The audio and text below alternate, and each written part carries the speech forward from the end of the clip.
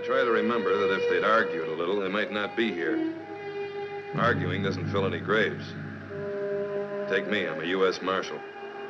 How many times I'd rather have argued than gone for guns. Some people think I'm too soft with Front Street, and some people think I'm too tough.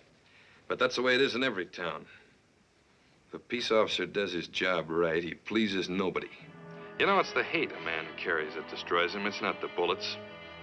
Hate can twist and sicken him till he's no good to anybody, including himself.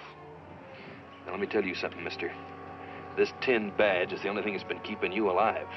Well, I'll tell you, Pruitt. I can close my eyes, but I can't close my ears. You better just hope some animal doesn't run in between us here. When I come up shooting. And, Judge, I want you to hear me out.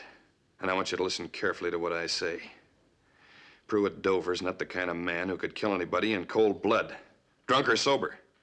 Any man who'd offer his life for another one the way he did for me is incapable of killing intentionally. Any more than he could have left me out on that prairie to die.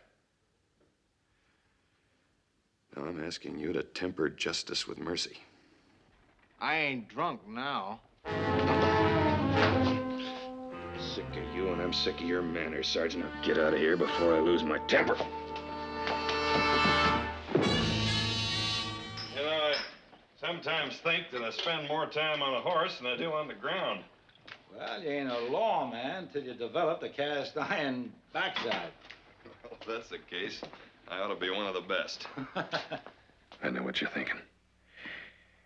But I don't want you to give up hope on this thing. Now there's time. And when there's time, we can think of something. I want you to believe that. Mike, I'm sorry. I got a badge, responsibility, 20 years of my life. I do everything I can to help you. But there's just one thing. If your being here means that it brings trouble to my town, I'll have to ask you to leave.